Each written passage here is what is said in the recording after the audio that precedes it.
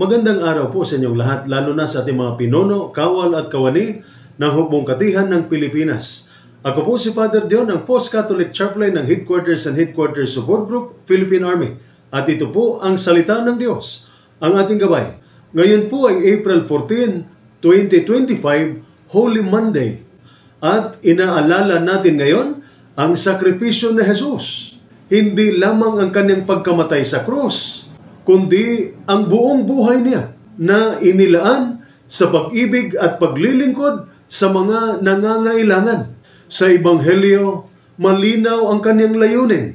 Isinugo ako upang maghatid ng magandang balita sa mga dukha, palayain ang mga bihag, pagalingin ang mga sugatan, bigyan ng paningin ang mga bulag, at aliwin ang mga api. Bilang mga sundalo, madalas nating nasasaksihan ang kahirapan, takot at pighati sa labanan, sa komunidad, o maging sa sarili nating buhay. Ngunit ito rin ang hamon at paanyaya sa atin ni Jesus.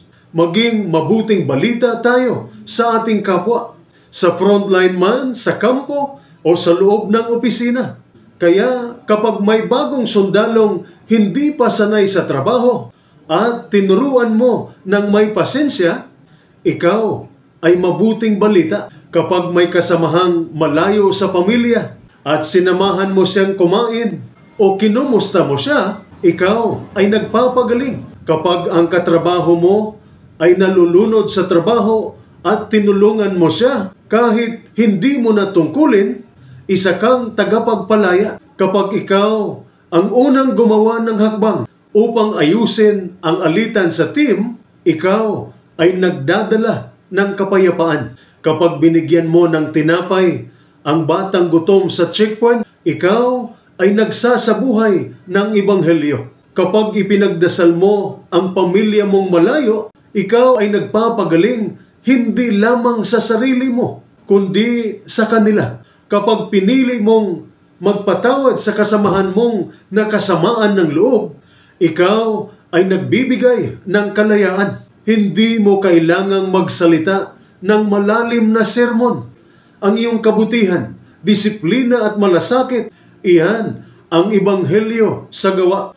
Maliit man ang kilos, basta taos puso, may bigat itong espiritual.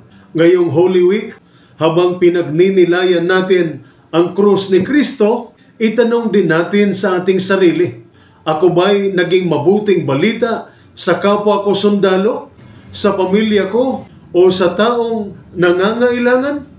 Ito po ang salita ng Diyos, ang ating gabay. Manalangin tayo.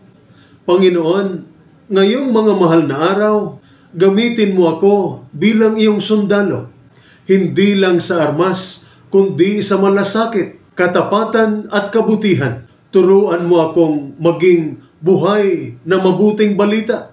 Sa opisina man, barracks o komunidad, gamitin mo ang puso ko, kamay ko at buhay ko para sa iyong misyon ng pag-ibig. Amen.